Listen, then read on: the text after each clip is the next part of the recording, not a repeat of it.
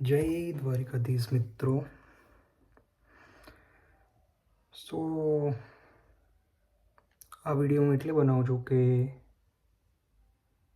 હું ચાલુ કરવા જઈ રહ્યો છું પ્રોગ્રામિંગ એ પણ ગુજરાતી ભાષામાં.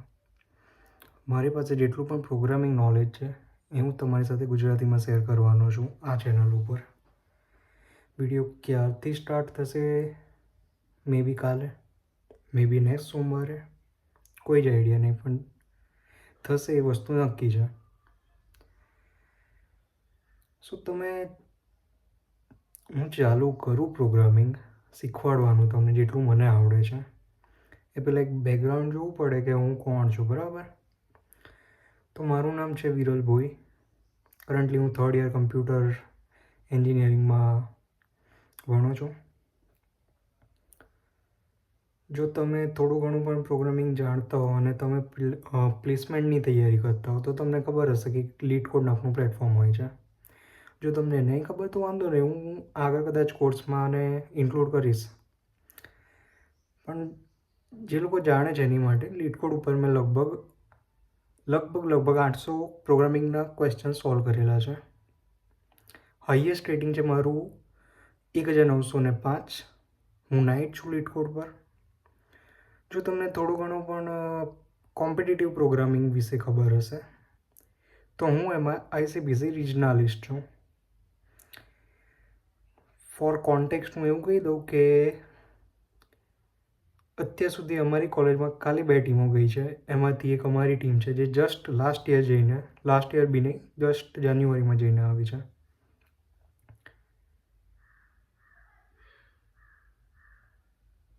સો હું તમને કહીશ બેઝિકલી ગુજરાતીમાં ચાલુ કરવાનું કારણ શું. સો હું એવું માનું છું કે જર્મનીમાં શીખે છે, બરાબર? બેઝિકલી જર્મન લોકો જર્મનમાં શીખે છે, રશિયન લોકો રશિયન ભાષામાં શીખે છે, ચાઇનાવાળા ચાઇનીઝમાં શીખે છે. બધા પોતપોતાની ભાષામાં શીખે છે. તો આપણે પણ શીખીએ પોતાની ભાષામાં. હું મારું જ્ઞાન તમારી સાથે શેર કરી શકું, મારો મેઇન મોટો એ છે. કોઈક દૂર ને એવા ગામડામાં કોઈ માણસ બેઠો છે જેને ઇંગ્લિશ નહીં આવડતું, બરાબર, પણ એને પ્રોગ્રામિંગ શીખવાની ઈચ્છા છે.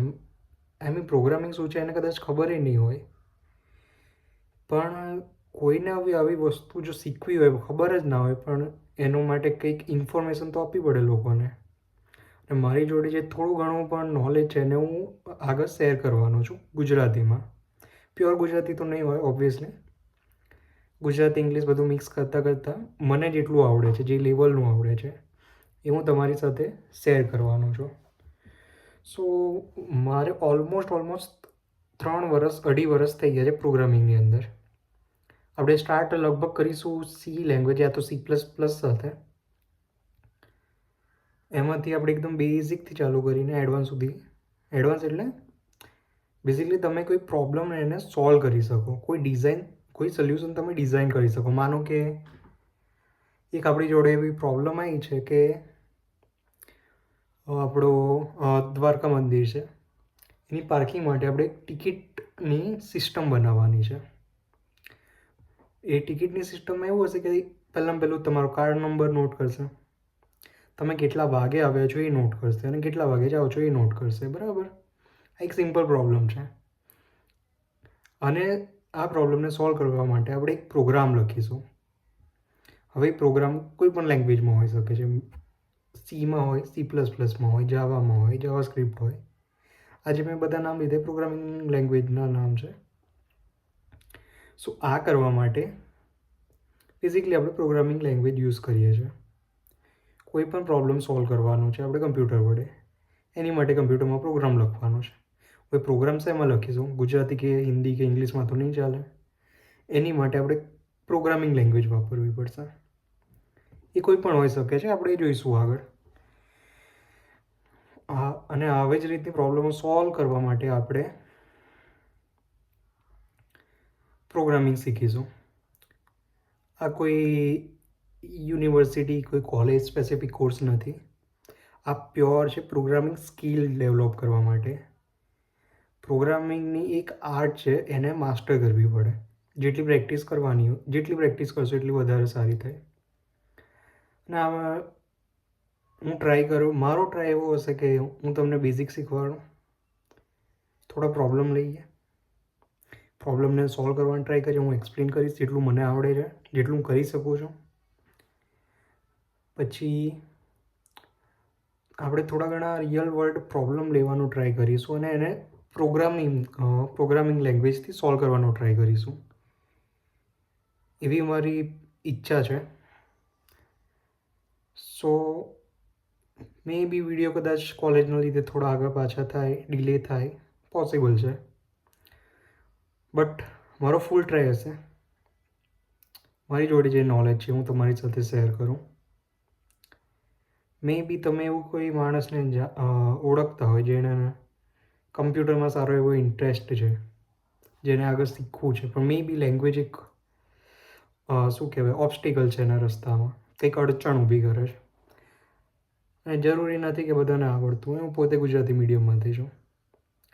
હું ડેફિનેટલી એવું કહીશ કે ઇંગ્લિશ શીખવું જોઈએ અને જરૂરી છે for as a medium of communication, right. અત્યારે ઇંગ્લિશ એક મિડલ લેંગ્વેજ તરીકે કામ કરે છે બેઝિકલી. માનો કે આપણે રશિયનો જોડે કોન્ટેક્ટ કરીએ છીએ તો એ કદાચ મે બી ઇન્ટરમીડિયેટ લેંગ્વેજ રશિયન કે ગુજરાતી નહીં હોય, ઇંગ્લિશ હશે. સો બેઝિકલી ગ્લોબલ લેંગ્વેજ છે. જ્યારે તમે પ્રોગ્રામિંગ શીખશો, શું કામ કરશો, બરાબર, તમારે ક્લાયન્ટ સાથે વાત કરવી પડશે, ડોક્યુમેન્ટ્સ બનાવવા પડશે. એ બધું કરશો, એ કરવું તો ઇંગ્લિશમાં જ પડશે. ઇંગ્લિશ જરૂરી છે, પણ ફંડામેન્ટલ ક્લિયર કરવા માટે જે એક પાયો છે કે આપણે બેઝિકલી શીખી શકીએ કોઈ સારી વસ્તુ સારી રીતે, એ પોતાની માતૃભાષામાં શીખી શકે. એની માટે જ હું ગુજરાતીમાં આજે વિડીયો બનાવવા જવાનો છું.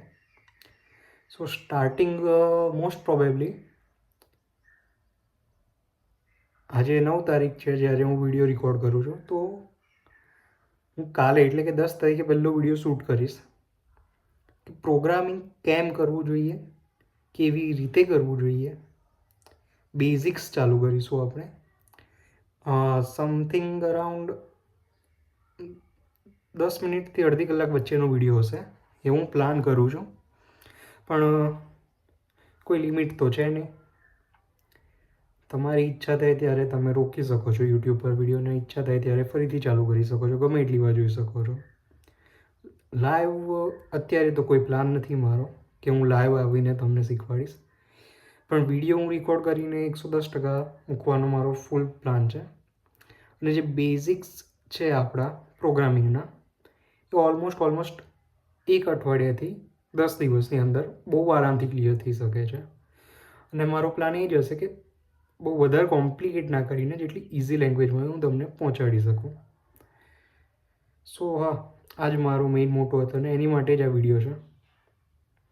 બાકી જોઈએ, મળીએ હવે જ્યારે ચાલુ કરીએ ત્યારે. જય દ્વારિકાધીશ.